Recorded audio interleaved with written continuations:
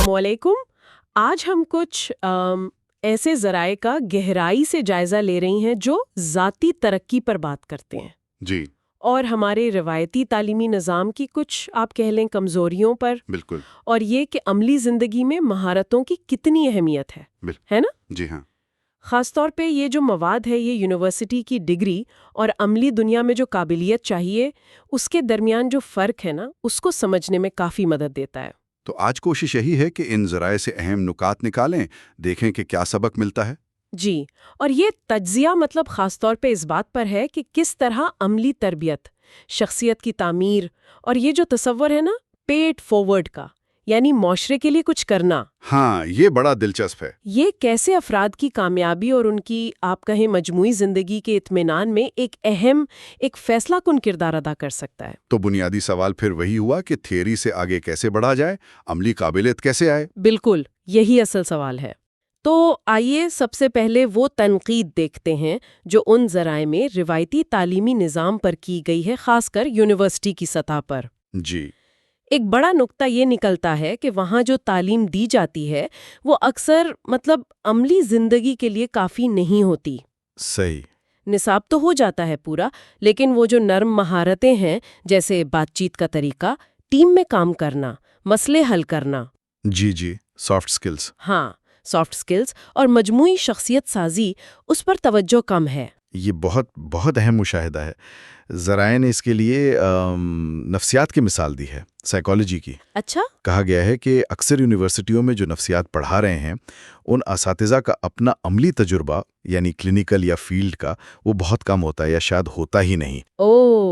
وہ تھیوری میں ظاہر ہے بہت ماہر ہوں گے، فرائیڈ پر، یونگ پر گھنٹوں بات کر سکتے ہیں۔ ہاں وہ تو کر سکتے، لیکن نتیجہ کیا نکلتا ہے؟ نتیجہ یہی کہ طلبہ کو نام تو پتہ چل جاتے ہیں، نظریات بھی رٹ لیتے ہیں، لیکن جب عملی زندگی میں کسی انسان کے رویے کو سمجھنا ہو، اس کی مدد کرنی ہو، یا کسی ادارے میں HR کے مسئلے حل کرنے ہوں، ہاں تو وہ بالکل خالی ہوتے ہیں۔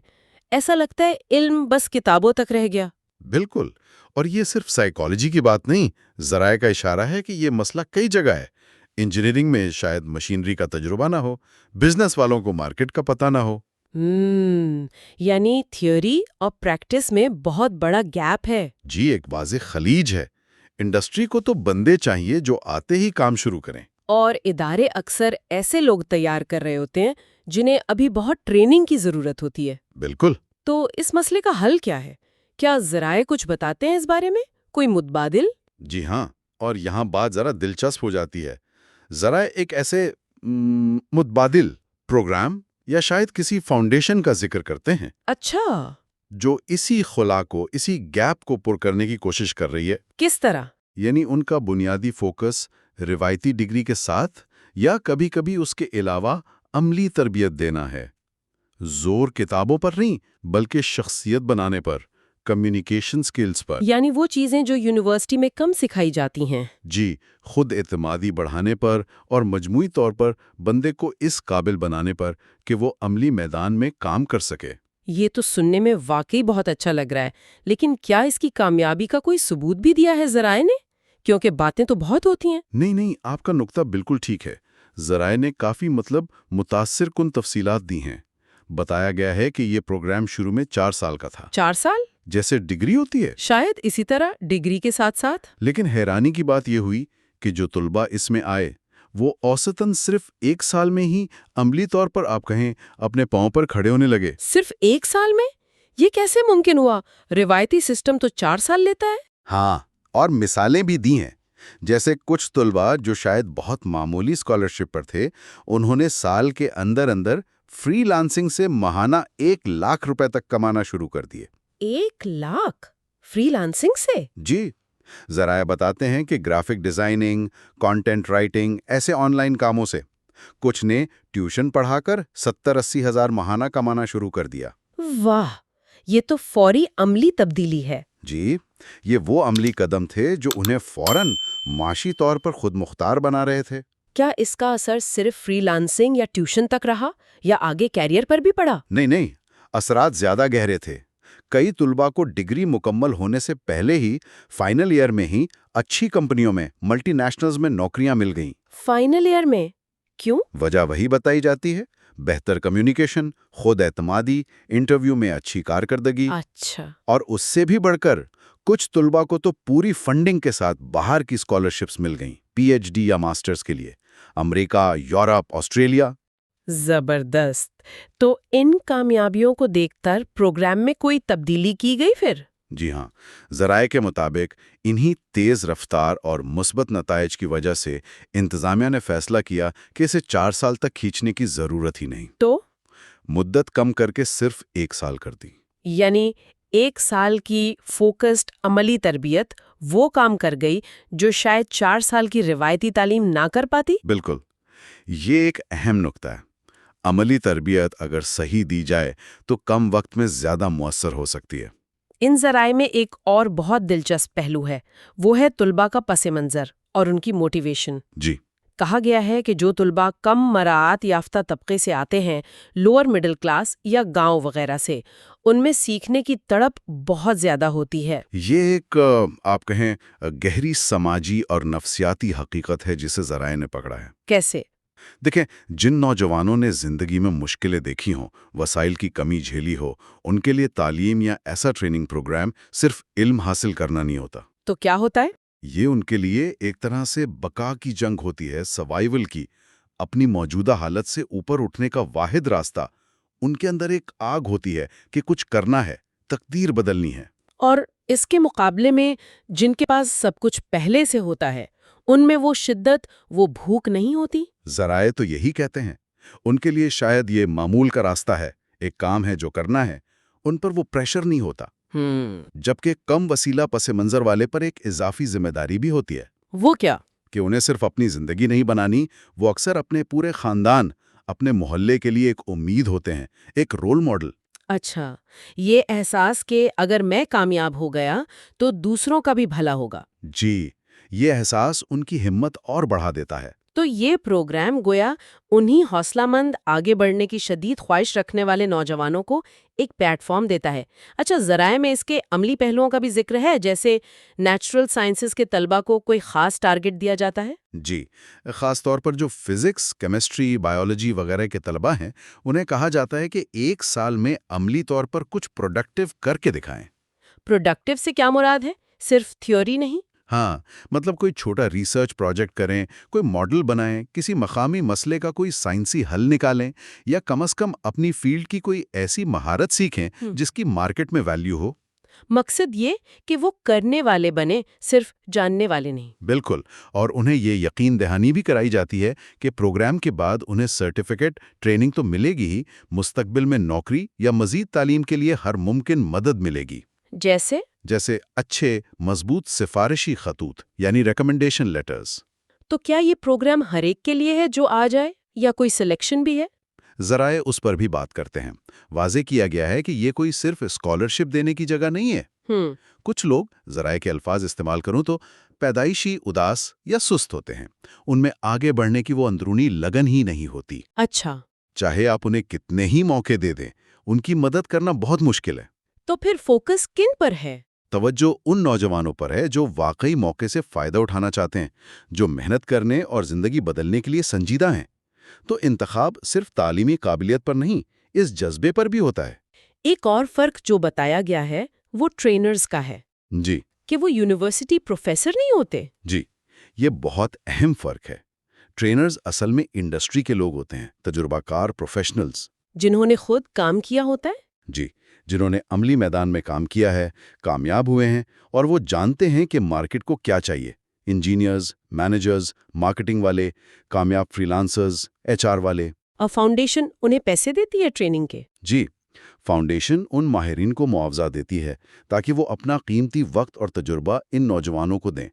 یہ ماڈل براہ راست انڈسٹری اور اکیڈمیا کے بیچ میں ایک پل بنا رہا ہے۔ اب آتے ہیں اس پروگرام کے بنیادی فلسفے پر۔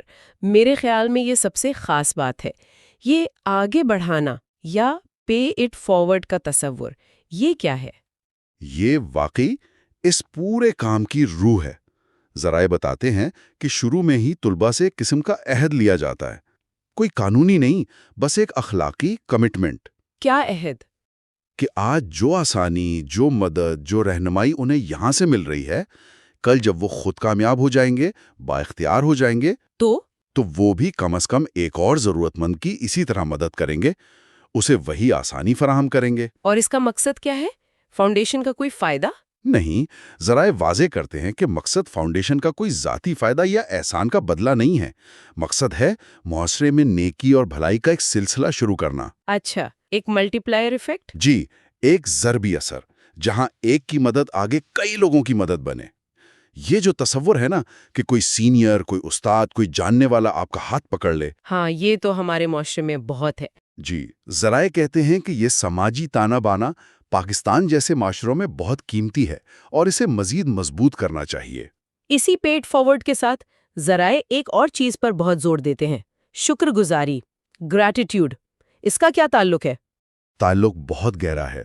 ذرائع کہتے ہیں کہ ہم اکثر وہ نعمتیں بھول جاتے ہیں جو ہمیں بن مانگے ملی ہیں۔ جیسے؟ یہ اسمارٹ فون جس سے ہم بات کر رہے ہیں، صبح کا ناشتہ، صحت، خاندان، دوست، یہ سب نعمتیں ہیں جنہیں ہم فار گرانٹیڈ لے لیتے ہیں۔ صحیح۔ شکر گزاری کا مطلب ہے ان نعمتوں کو پہچاننا اور ان پر شکر ادا کرنا۔ اور اس کا عملی فائدہ کیا ہے؟ شکر کرنے سے کیا ہوتا ہے؟ شکر سے انسان میں قناعت آتی ہے، پازیٹو سوچ پیدا ہوتی ہے، ذہنی سکون ملتا ہے۔ ہم اپنی محرومیوں پر کم اور نعمتوں پر زیادہ دھیان دیتے ہیں۔ بالکل، اور ذرا یہ بھی بتاتے ہیں کہ یہ فاؤنڈیشن چندہ نہیں لیتی۔ اچھا، تو چلتی کیسے ہے؟ خود انحصاری اور دوستوں کے تعاون سے۔ یہ ماڈل بھی اسی شکر گزاری اور خودداری کی عکاسی ہے کہ ہم مانگنے والے نہیں، دینے والے بنے۔ اور جب انسان شکر گزار ہوتا ہے تو وہ دوسروں کی مدد بھی زیادہ کرتا ہے؟ جی بالکل، یہ دونوں چیزیں جڑی ہوئی ہیں۔ اچھا، واپس عملی مہارتوں پر آئیں۔ کمیونیکیشن کے علاوہ کیا کسی اور پہلو پر بھی زور ہے؟ جی ہاں، اچھی کمیونیکیشن تو ہے ہی، ساتھ میں مناسب لباس یعنی اٹائر اور عمومی آداب و اطوار مینرز، ان کی اہمیت بھی بتائی گئی ہے۔ یہ چھوٹی چھوٹی باتیں لگتی چھوٹی ہیں لیکن عملی زندگی میں بہت فرق ڈالتی ہیں۔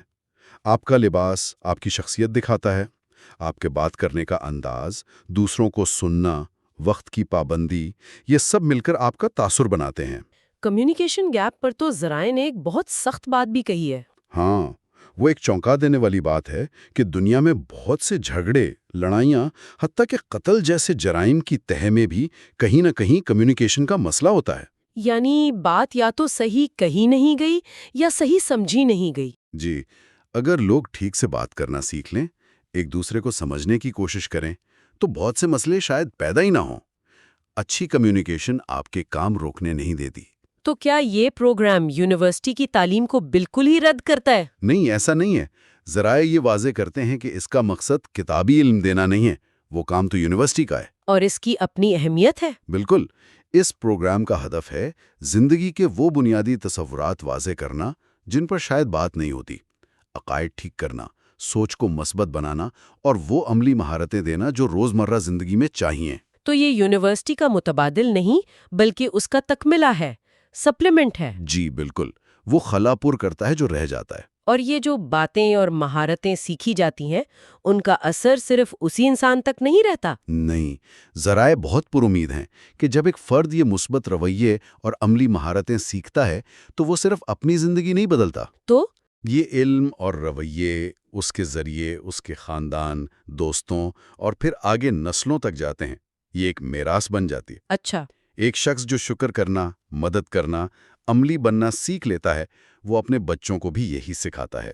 اس طرح معاشرے میں ایک مثبت تبدیلی آتی ہے جو چلتی رہتی ہے۔ آخر میں ذرائع ایک بہت بنیادی اصول بتاتے ہیں، نیت کی طاقت۔ جی، یہ گویا سب باتوں کا خلاصہ ہے۔ ذرائع کہتے ہیں کہ کسی بھی کام کا انجام بہت حد تک اس نیت پر ہوتا ہے جو پہلے دن کی جائے۔ اچھا، اگر ارادہ پکا ہے، نیت خالص ہے، تو راستے کی مشکلوں کے باوجود کامیابی ملتی ہے۔ اگر نیت میں ہی کھوٹ ہو یا مقصد واضح نہ ہو تو اچھے سے اچھے وسائل بھی ضائع ہو جاتے ہیں۔ یہ اصول تو زندگی کے ہر کام پر لاگو ہوتا ہے۔ بالکل، اس پروگرام پر بھی اور ہر معاملے پر بھی۔ تو آج کی اس تفصیلی گفتگو سے جو اہم باتیں سمجھ آئیں ان کا خلاصہ یہ ہے، ایک تو یہ کہ روایتی تعلیم ضروری ہے لیکن عملی مہارتیں، سافٹ سکلز، شخصیت سازی یہ بھی اتنی ہی ضروری ہیں۔ جی، دوسرا، ذاتی موٹیویشن، خاص طور پر مشکل حالات سے آنے والوں میں جو آگے بڑھنے کی لگن ہوتی ہے وہ بہت بڑی طاقت ہے۔ بالکل۔ تیسرا، پیٹ فارورڈ کا جذبہ، اور شکر گزاری یہ نہ صرف فرد کو سکون دیتے ہیں بلکہ معاشرے پر بھی اچھا اثر ڈالتے ہیں۔ صحیح۔ چوتھا، اچھی کمیونیکیشن، اچھے آداب، عملی سوچ، یہ ہر جگہ کامیابی کے لیے ضروری ہیں۔ اور پانچواں، نیت کا خالص ہونا بہت اہم ہے۔ جی بالکل۔ اور اس گفتگو کے آخر میں ہم سننے والوں کے لیے ایک سوچ چھوڑ سکتے ہیں۔ وہ کیا؟ کہ یہ سارے اصول، عملی بننا، دوسروں کی مدد کرنا، شکر گزار رہنا، نیت ٹھیک رکھنا، کیا یہ صرف کسی خاص پروگرام سے ہی سیکھے جا سکتے ہیں؟ اچھا سوال ہے۔ یا ہم میں سے ہر کوئی اپنی اپنی جگہ پر اپنی زندگی میں ان اصولوں کو کیسے اپنا سکتا ہے؟ اگر ہر فرد کوشش کرے تو کیا ہم مل کر ایک بہتر معاشرہ نہیں بنا سکتے؟ یہ واقعی سوچنے کی بات ہے۔ اس سوال پر غور کرنا ہم سب کے لیے مفید ہو سکتا ہے۔